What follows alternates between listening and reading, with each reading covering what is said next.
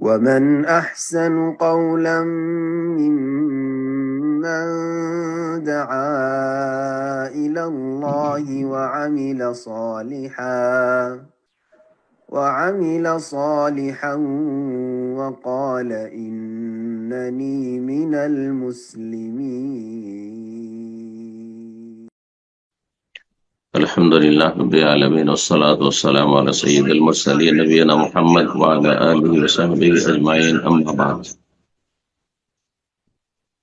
সম্মানিত শ্রোতা দর্শক মন্ডলী, যেখান থেকে আমাদের সাথে যুক্ত হয়েছেন দীর্ঘ কয়েক সপ্তাহের বিরতির পরে, যে আল্লাহ রাব্বুল আলামিন আমাদেরকে আপনাদের সাথে সাক্ষাতের কিছু কথা আল্লাহ এবং তার রাসূল সাল্লাল্লাহু আলাইহি সাল্লামের আলোচনা করার জন্য আবার ফিরে আসার তৌফিক দান করেছেন। এই জন্য আল্লাহ রাব্বুল আলামিনের অশেষ শুকরিয়া আদায় করি, আলহামদুলিল্লাহ। এবং আপনাদেরকে জানাই আন্তরিক মোবারকবাদ, শুভেচ্ছা এবং সার্বিক কল্যাণ কামনা করি আপনাদের জন্য, যে আল্লাহ রাব্বুল আলামিন আপনাদেরকে দ্বীন সম্পর্কে জানার জন্য যে আল্লাহ ঈমানি চেতনা দিয়েছেন, আগ্রহ দিয়েছেন, আল্লাহ রাব্বুল আলামিন আপনাদের এই আগ্রহকে আল্লাহ রাব্বুল আরো যেন বৃদ্ধি করেন এবং দিন দুনিয়ার সার্বিক জীবনে আল্লাহ রাব্বুল আলামিন যেন কল্যাণ দান করেন। আমাদের ধারাবাহিক আলোচনা, যেমনটা আপনাদের জানা ছিল, যে ফিকহ তালাকের মাসাইল চলছিল, তার আগে আজকের তারিখ বলি। আজকে 10 রবিউল আউয়াল 1448 হিজরি মোতাবেক 23 আগস্ট 2026। আমাদের ধারাবাহিক আলোচনা ফিকহ তালাক পর্ব নম্বর 13। বিষয়বস্তু আজকে বিশেষভাবে যা আলোচনায় আসবে তা হচ্ছে লেআনের বিধান। লেআন বিশেষ একটি কোরআন সুন্নাহর পরিভাষা, যার সংজ্ঞা এবং ব্যাখ্যা আর বিবরণ ইনশাআল্লাহ তাআলা আর বিধান আজকে বর্ণনা করব। লেআন শব্দটি লানত থেকে এসেছে। লানত মানে হচ্ছে অভিশাপ। এর লেআনের বিধানে স্বামী যেহেতু তার সাক্ষ্য প্রদানের সাথে নিজের উপর লানত চেয়ে থাকে, সেজন্য সেই দিকটাকে প্রাধান্য দিয়ে এর নামকরণ হয়েছে শরীয়তের ভাষায়, ফিকহের ভাষায় লেআন।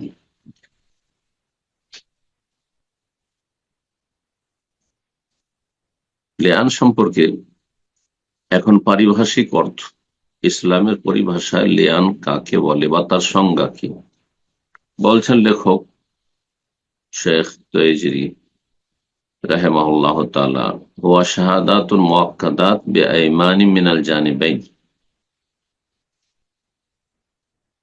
মাকরুনাতুন বিলানি মিনাজ যাওজি ওয়া গাযাবি মিনাজ যাওজা ইনদাল হাকিমি আও নাইবিহি। লেআন হচ্ছে স্বামী স্ত্রী উভয় পক্ষ থেকে সাক্ষ্য প্রদান করা, অকাট্য সাক্ষ্য প্রদান করা শপথের সাথে। স্বামী স্ত্রী উভয়ের পক্ষ থেকে শপথের সাথে অকাট্য সাক্ষ্য প্রদান করা, তার মানে তাতে সাক্ষ্য প্রদান থাকবে, অকাট্য শপথ থাকবে, আর সেটি হবে স্বামী স্ত্রী উভয়ের পক্ষ থেকে।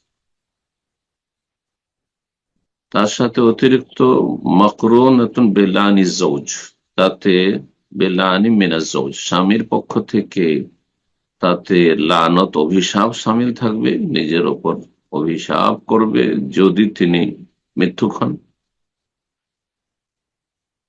ওয়া গাযাবি মিনাজ যাওজা, এবং স্ত্রীর পক্ষ থেকে গজব কামনা থাকবে, গজবের বদদুয়া থাকবে নিজের ওপর যদি সে অপরাধী হয়। তারপর আরো বলছেন সেটি হতে হবে ইনদাল হাকিমি আও নাইবিহি, মুসলিম শাসকের সম্মুখে অথবা তার যিনি প্রতিনিধি হবেন, আদালত হবে, সে আদালত, সরকার পক্ষ থেকে যাকে এই দায়িত্ব দেওয়া হয়েছে। তার মানে এই কাজ সাধারণ মানুষ করতে পারবে না, স্বামী স্ত্রী একা একা করে নিতে পারবে না ঘরোয়া ভাবে, বা এটি কোনো আলে মুফতির সামনে শুধু হবে না। এই ছিল লেআনের সংজ্ঞা।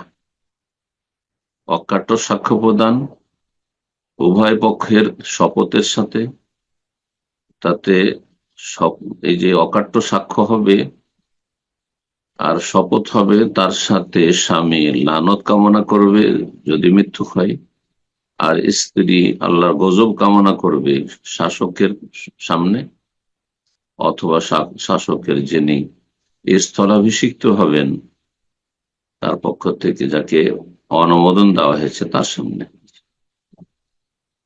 এর প্রয়োজন কেন? স্বামী যদি টের পায় যে স্ত্রী ব্যভিচারে লিপ্ত হয়েছে, অথবা স্বচক্ষে দেখে ফেলে, তাহলে অন্য কোনো ব্যক্তি যদি ব্যভিচারের অবস্থায় কাউকে দেখে ফেলে, তাহলে তার বিধান থেকে তখন ভিন্ন মাসআলা রয়েছে। অন্য কোন নর নারীকে কেউ যদি ব্যভিচার অবস্থায় দেখে, তাহলে 4 জন সাক্ষী এর ব্যবস্থা করবে, নিজে একজন সাক্ষী, আরো 3 জন সাক্ষী তলাশ করবে। আর ব্যভিচার অবস্থায় দেখে 4 জন একসাথে দেখে একটি ঘটনার ক্ষেত্রে সাক্ষ্য প্রদান করতে হবে। নাহলে 4 জনে একজন যদি কম হয়ে যায়, 1 জন 2 জন 3 জন বলছে যে হ্যাঁ ব্যভিচারে লিপ্ত দেখেছি অমুককে, তাহলেও মিথ্যা অপবাদের বেতারাঘাত খেতে হবে 80টি।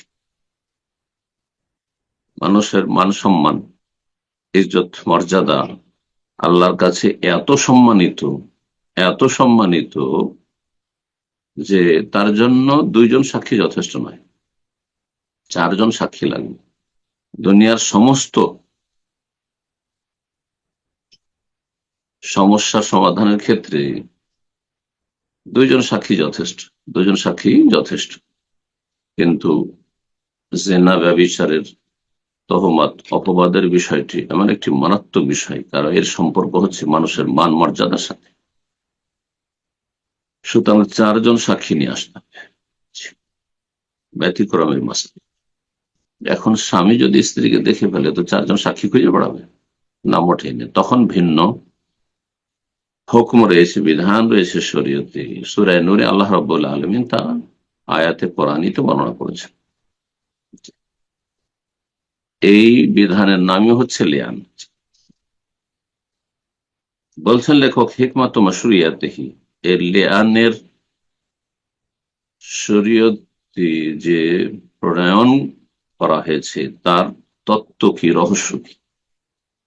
শরীয়তে এর লিআনের বিধান কেন দেওয়া হইল রব্বুল আলামিনের পক্ষ থেকে? যেমনটা বললাম যে প্রয়োজন রয়েছে, স্বামী স্ত্রীর ক্ষেত্রে সাক্ষী তলাশ করে বেড়াবেন না, তার জন্য ভিন্ন সমাধানের প্রয়োজন রয়েছে। এটি হচ্ছে যুক্তিসম্মত। বলছেন লেখক, এদার রাজুল ইমরাতাহু তাজনি, যদি কোনো পুরুষ দেখতে পায় নিজ স্ত্রীকে, নাসাল্লাহ সালামাত ওয়াল আফিয়া, আল্লাহ হেফাজত করুন আমাদের প্রতিটি মুসলিম, আল্লাহ হেফাজত করুন মুসলিম পরিবার, আল্লাহ হেফাজত করুন এমন নোংরামি থেকে। স্ত্রীকে যদি স্বামী দেখে ফেলে ব্যভিচারের অবস্থায়, ওয়ালাম ইয়ুমকিনহু ইকামাতুল বাইয়িনা, সাক্ষী নিয়ে আসা সম্ভব নয়, একসাথে আরো কেউ ছিল সাথে, আর দেখে ফেলে সেটা ভিন্ন বেশ এমনিতে, কিন্তু তাকে বলা হয় যে যাও এখন গিয়ে গ্রাম থেকে পাড়া প্রতিবেশী সাক্ষী নিয়ে আসো, তাড়াতাড়ি না,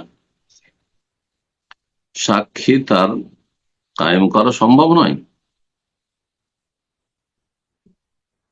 আর এটাও সম্ভব নয় যে স্ত্রী সম্পর্কে স্বামী বলছে যে ব্যভিচারে লিপ্ত ছিল সে, আর সে মিথ্যা অপবাদ দেবে।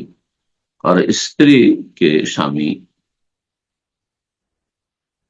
সবচাইতে বেশি ভালোবাসে আল্লাহর পর, রাসূলের পরে, এবং এটি প্রাকৃতিক ভালোবাসা, দিনই ভালোবাসার আগে প্রাকৃতিক ভালোবাসা। জি,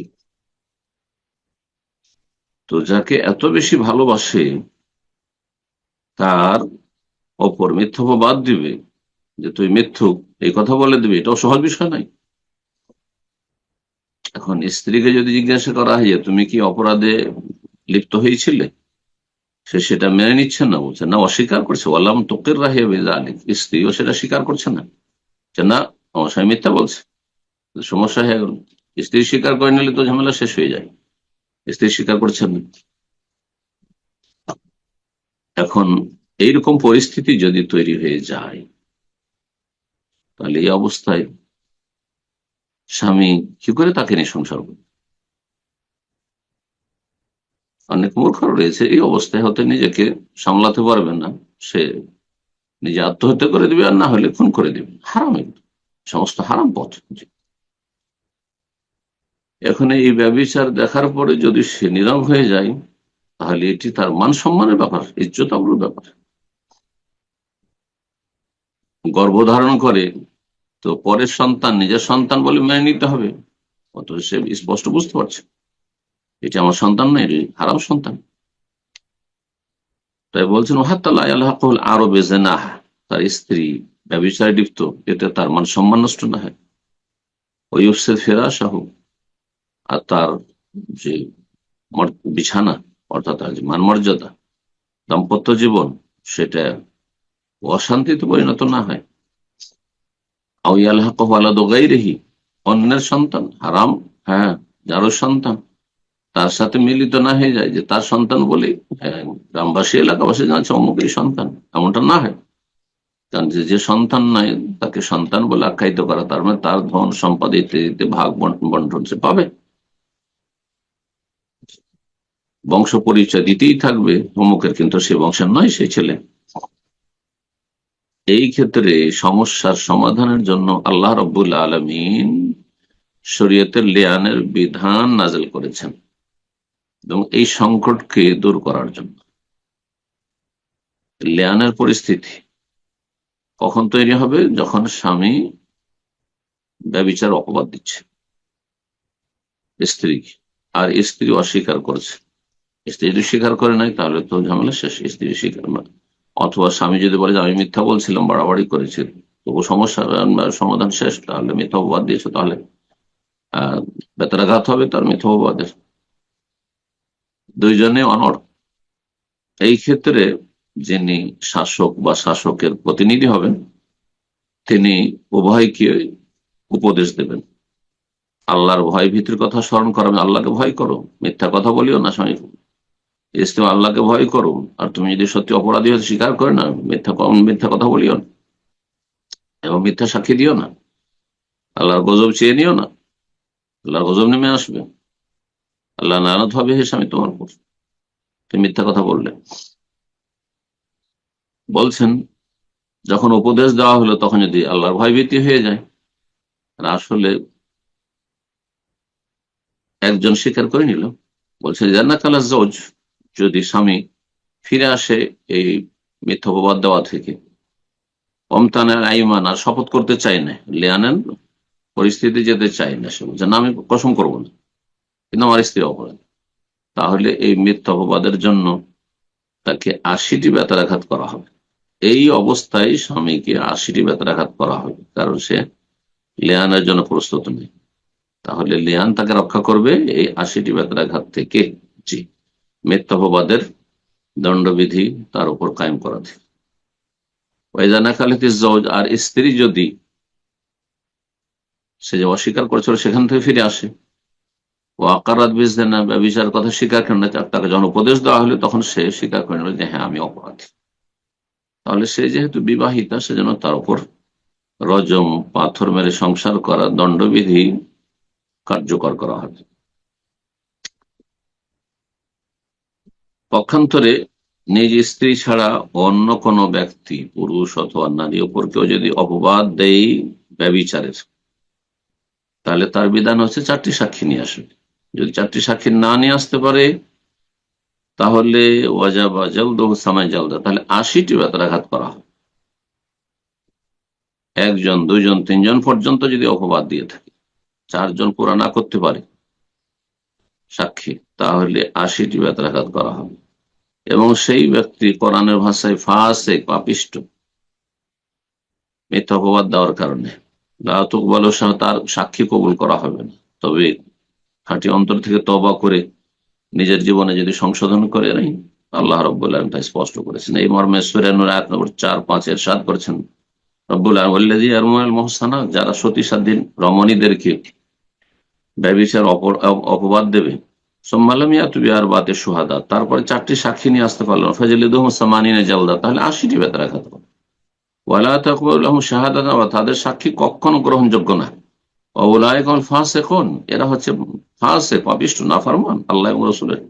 ইল্লাল্লাযিনা তাবু মিন বাদি যালিক, তবে এই মিথ্যা অপবাদ দেওয়ার পরে যদি খালেস অন্তরে তওবা করে নেয়, ও আসলাহ, নিজের সংশোধন করে নেয়, ভালো মানুষ, ফাইনাল্লাহু গফুরুর রাহিম, তাহলে আল্লাহ রাব্বুল আলামিন বড় মার্জনাকারী, দয়ালু। লিয়ানের 3টি শর্ত উল্লেখ করেছেন ফুকাহায়ে কেরাম বলেন। প্রথম শর্ত হচ্ছে আইয়াকুনা বাইনা যাওজাইন মুকাল্লাফাইন, স্বামী স্ত্রীর মাঝে হবে, অন্য কারো মাঝে লিয়ান হবে না। লিয়ানের বিধান শুধু স্বামী স্ত্রীর ক্ষেত্রে। এমন স্বামী স্ত্রী যাদের অপর শরীয়তের দায়িত্ব রয়েছে, অর্থাৎ পাগল না, নাবালিকা না। আর এন্দালিমাসিরি শাসকের সামনে হবে, অথবা শাসকের যিনি নায়েব হবেন, প্রতিনিধি, তার সামনে হবে। 2 নম্বর শর্ত হচ্ছে যে লিয়ানের পূর্বে এই শর্ত হচ্ছে যে স্বামী স্ত্রীকে ব্যভিচার যদি অপবাদ দিয়ে থাকে, অন্য কোনো ক্ষেত্রে না, ব্যভিচার অপবাদ দিয়ে থাকে, তাহলে তখন লিয়ানের পরিস্থিতি তৈরি হবে। তৃতীয়, যখন তাকে অপবাদ দেওয়া হলো স্ত্রীকে, তখন স্ত্রী যদি তাকে মিথ্যুক বলে করে, আখ্যায়িত করে যে না, আমার স্বামী মিথ্যুক,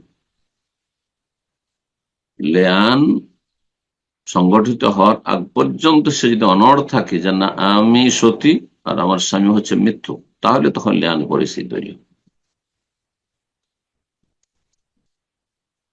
লিয়ান সম্পর্কে, লিয়ানের বিবরণ সম্পর্কে আরো লেখক বলছেন, ইযা কাযাফা রাজুলু যাওজাতাহু, যদি কোনো পুরুষ স্ত্রীকে ব্যভিচারের মিথ্যা অপবাদ দেয়, জিনা, আর সাক্ষী প্রমাণ পেশ করতে পারল না, তাহলে তাকে কি করতে হবে? যদি লিয়ানের জন্য প্রস্তুত হয় তাহলে তো ভালো কথা। যদি না, আমি লিয়ানও করব না, কিন্তু আমার স্ত্রী ব্যভিচারে লিপ্ত হয়েছে, তাহলে তাকে বেত্রাঘাত করা হবে, মিথ্যা অপবাদের, অর্থাৎ 80টি বেত্রাঘাত করা হবে, যেমন সূরা নূরের আয়াত শোনালাম। এখন এর লিয়ানের পদ্ধতিটা কি? লিয়ানের পদ্ধতি হচ্ছে যে প্রথম স্বামী থেকে শুরু করা হবে। স্বামী 4 বার বলবে, আশহাদু বিল্লাহ, আল্লাহর নামে আমি সাক্ষ্য প্রদান করছি, বা আল্লাহর কসম করে আমি সাক্ষ্য প্রদান করছি যে ইন্নী লামিনাস সাদিকিন, আমি সত্যবাদী, যে আমি অপবাদ দিয়েছি আমার স্ত্রীকে, ফিমা রামাইতু বিহি যাওজাতি, এই যে ব্যভিচারের এই ক্ষেত্রে আমি সত্যবাদী, এর ওপর আল্লাহর কসম করে সাক্ষ্য প্রদান করছি। যদি সামনে থাকে তাহলে বলবে যে এই স্ত্রী, আর যদি সামনে না থাকে, অনুপস্থিত থাকে, তাহলে বলবে, তার নাম নিয়ে বলবে যে আমার স্ত্রী অমুক ব্যভিচারে লিপ্ত হয়েছে। পঞ্চমবারে সূরা নূর আয়াত নম্বর 7 আল্লাহ ইরশাদ করেছেন, ওয়াল খামিসাতু আন্না লানাতাল্লাহি আলাইহি ইন কানা মিনাল কাযিবিন, আল্লাহ লানত চাইবে যদি, স্বামী বলবে যে আমি যদি মিথ্যুক হই এই বিষয়ে, তাহলে আল্লাহর লানত, অভিশাপ আমার উপর হবে। তারপরে স্ত্রী হয় স্বীকার করে নেবে, তাহলে স্বীকার করে নিলে তো তার শাস্তি, দণ্ডবিধি কায়েম হবে। যদি স্বীকার না করে, তাহলে 4 বার সেও সাক্ষী দেবে আল্লাহর কসম করে যে আমার স্বামী হচ্ছে মিথ্যুক, সে যে আমাকে ব্যভিচার অপবাদ দিয়েছে সেই ক্ষেত্রে সে মিথ্যুক।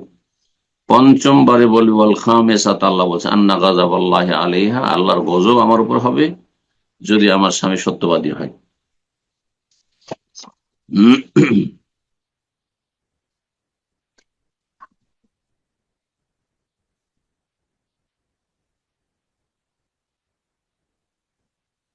এই এই ছিল লিয়ানের বিধান। এই মর্মে সূরা নূর আয়াত নম্বর 6 থেকে 9 রব্বুল আলামিন ইরশাদ করেছেন, ওয়াল্লাযীনা ইয়ারমুনা আজওয়াজাহুম, যেই ব্যক্তি বা যারা তাদের স্ত্রীদের ওপর অপবাদ দেবে ব্যভিচারে, ওয়ালাম ইয়াকুন লাহু শুহাদাও, তাদের কাছে সাক্ষী নেই 4টি, ইল্লা আনফুসুহুম, শুধু একা একা দেখেছে, শাহাদাতু আহাদিহিম, তাদের সাক্ষ্য প্রদান হচ্ছে, আর বাও চার বা সাক্ষ্য প্রদান করে বিল্লাহ, আল্লাহর কসম করে, ইন্নাহু লামিনাস সাদিকিন, যে সেই স্বামী এই বিষয়ে যে কথা বলছে এই বিষয়ে সত্যবাদী। ওয়াল খামিসাতু, পঞ্চমবারে বলবে, আন্না লানাতাল্লাহ, আল্লাহ লানত তার উপর হবে, এই স্বামীর উপর। ওই ব্যক্তি বলবে আমার উপর, ইন কান মিনাল কাযিবিন, যদি আমি মিথ্যুক হই। ওয়াদারা ওয়া নাহাল আযাব, এখন স্ত্রী, তাহলে স্ত্রী তাহলে অপরাধী সাব্যস্ত হয়ে গেল। এ কথা যদি মেনে না, স্ত্রী মানতে চায় না, তখন নিজের ওপর থেকে আল্লাহর আযাব, মানে এই যে সংসার মেরে, পাথর মেরে সংসার করা, পাথর মেরে সংসার করা, তার যে শাস্তি দণ্ডবিধি, এটাকে সে দূর করবে নিজের ওপর থেকে চারবার আল্লাহর কসম করে সাক্ষ্য প্রদানের মাধ্যমে, ইন্নাহু লামিনাল কাযিবিন, যে আমার স্বামী মিথ্যুক। ওয়াল খামিসা, পঞ্চমবারে বলবে, আন্না গাযাবাল্লাহ, আল্লাহর গজব, ইন কান মিনাস সাদিকিন, আল্লাহর গজব আমার ওপর, যদি আমার স্বামী সত্যবাদী হয়।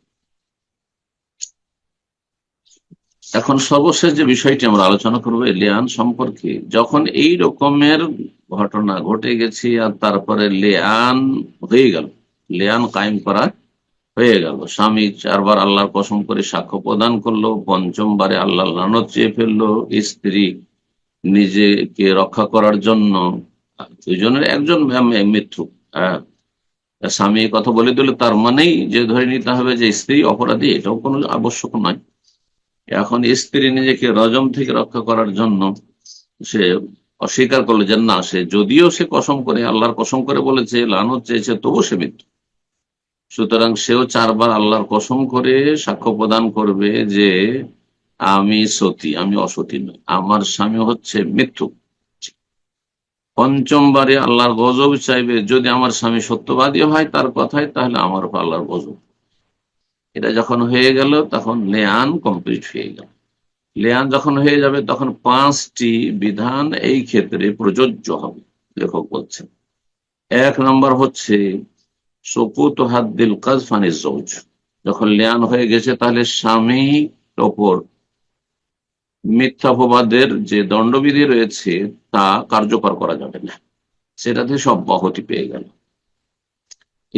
স্ত্রীও যেহেতু সে চারবার আল্লাহর কসম করে সাক্ষ্য প্রদান করেছে, পঞ্চমবারে গজব চেয়ে ফেলেছে আল্লাহ, সুতরাং তার উপর থেকে যে রজম, পাথর মেরে সংসার করার যে দণ্ডবিধি, সেটাও স্থগিত হয়ে যাবে, সেও অব্যাহতি পেয়ে যাবে সেখান থেকে। দুইজনে বেঁচে গেল, দুইজনে দণ্ডবিধি থেকে বেঁচে গেল। 3 নম্বর বিধান হচ্ছে যে স্বামী স্ত্রী যে একে অপরের সাথে লিয়ান করেছে, তাদের মাঝে এখন কি করে দিতে হবে? বিচ্ছিন্ন করে দিতে হবে, বিচ্ছিন্ন করে দিতে হবে, বিচ্ছিন্ন, স্বামী স্ত্রীর আর কোনো সম্পর্ক নেই। এই ক্ষেত্রে সঠিক মত হচ্ছে, যেমনই লিয়ান হয়ে গেল, সাথে সাথেই আপনার কি হয়ে যাবে? বিবাহ বিচ্ছেদ হয়ে যাবে, বিবাহ বিচ্ছেদ হয়ে, তালাকের কোনো প্রয়োজন নেই। শুধু হানাফি মাযহাব বলছে যে এখানে তালাক দিতে হবে, কিন্তু তালাকের কোনো প্রয়োজন, নবী সাল্লাল্লাহু আলাইহি ওয়াসাল্লাম দুইজন মাঝে পৃথক করে দিয়েছেন, বিবাহ বিচ্ছেদ করে দিয়েছেন, কিন্তু তালাক নবী সাল্লাল্লাহু আলাইহি ওয়াসাল্লাম দিতে বলেননি। সাহাবী নিজে থেকেই আবেগে তালাক বলে ফেলেছিল, সেটি হানাফি মাযহাব দলিল পেশ করে থাকে যে যখন লিয়ান হয়ে যাবে তখন তালাক, কিন্তু লিয়ান হওয়ার পর তালাকের কোনো প্রয়োজন নেই। 4 নম্বরের যে বিধানটি, সেটি এই যে বিচ্ছিন্নতা, বিবাহ বিচ্ছেদ, এটি চিরতরে স্থায়ী, এমন স্থায়ী যে যদি তারা শত শত বছর বেঁচে থাকে, কোনোদিন তারা একে অপরের কাছে ফিরে আসতে পারবে, অর্থাৎ আবার দাম্পত্য জীবনে ফিরে আসবো, এটাও হবে না। 3 তালাকও যদি হয়ে যায়, তারপরে অন্য স্বামীর সাথে সংসার করে, স্বেচ্ছায় সংসার করলো, স্বেচ্ছায় তালাক হলো, আর তারপরে সেখান থেকে পুনরায় আগের স্বামীর সাথে সংসার করতে পারে। কিন্তু লিয়ানের ক্ষেত্রে যদি তারপর অন্য স্বামীর সাথে বিয়ে হয় আর মিলন হয়েছে, তারপরে তালাক হয়েছে, তারপরেও যদি আগের স্বামীর কাছে ফিরে আসতে চায়, কোনো সুযোগ নেই। এটি হচ্ছে একমাত্র মাসআলা, লিয়ানের মাসআলা, তাহরিম আল মুআব্বাদ, চিরতরে হারাম। এই স্ত্রী এই স্বামীর জন্য, এই পুরুষের জন্য চিরতরে হারাম, আর এই পুরুষ এই নারীর জন্য চিরতরে হারাম, কোনোদিন তারা একে অপরের কাছে ফিরে আসতে পারে। 5 নম্বর যে বিধানটি, সেটি হচ্ছে যে সেই ছেলে সেই ছেলের হুকুম কি হবে? ছেলেকে স্বামীর সাথে মিলিত করা হবে না, কারণ স্বামী যেহেতু লেআন করেছে। কিন্তু এই ছেলে, হ্যাঁ, এই ছেলে এই মায়ের গর্ভ থেকে ভূমিষ্ঠ যেহেতু হয়েছে, সুতরাং এই ছেলেকে মিলিত করা হবে তার মায়ের সাথে, তার মায়ের সাথে মিলিত করা হবে। জি। আর একটা মশলা এখানে এটি দিয়ে আলোচনা শেষ করছি, সেটি হচ্ছে যে লেয়ান যখন হয়ে গেল, লেয়ান মাধ্যমে বিবাহ বিচ্ছেদ হয়ে গেল, বিবাহ বিচ্ছেদের পরে সাথে সাথে অন্য জায়গায় সংসার করতে পারবে, কারণ আগের স্বামীর সাথে মিলন হয়ে থাকতে পারে। তারপরে যে জেনা ব্যভিচারের বিষয়টি রয়েছে, সেখানেও পেটে আপনার বাচ্চা চলে আসতে পারে, গর্ভধারণ করতে পারে। সুতরাং এই ক্ষেত্রে ইদ্যুৎ তো পার করতে হবে, ইদ্যুৎ পার করতে হবে। কিন্তু এই ইদ্যুতের সময়কালে এই স্বামীর সাথে যেহেতু সামান্যতম সম্পর্ক নেই, সুতরাং এই স্বামীর ওপর তার ভরণ পোষণের কোনো দায়িত্ব নেই, ভরণ পোষণের কোনো দায়িত্ব না, তার খাওয়া খরচ দিতে হবে, না তাকে বাসস্থান দিতে হবে। এখানেই আজকের এই বিস্তারিত আলোচনা খুব সংক্ষেপে বর্ণনা করলাম। আল্লাহ রাব্বুল আলামিন যেন এই রকমের দুর্দিন থেকে প্রতিটি মুমিন ভাই বোনকে আল্লাহ বাঁচিয়ে রাখেন। আল্লাহ রাব্বুল আলামিন আমাদের হেফাজত করেন, মুসলিম ভাই বোনদের আল্লাহ হেফাজত করেন, এবং সার্বিক জীবনে আল্লাহ রাব্বুল আলামিন সুখ শান্তি দান করেন, বরকত দান করেন। আল্লাহ রাব্বুল আলামিন আমাদের সমস্ত বালা মুসিবত অনিষ্ট থেকে আল্লাহ হেফাজতে রাখেন। রব্বানা আতিনা ফিদ দুনিয়া হাসানা ওয়া ফিল আখিরাতি হাসানা ওয়া কিনা আযাবান নার। সুবহান রাব্বিকা রাব্বিল ইজ্জাতি আম্মা ইয়াসিফুন ওয়া সালামুন আলাল মুরসালিন ওয়াল হামদুলিল্লাহি রাব্বিল আলামিন।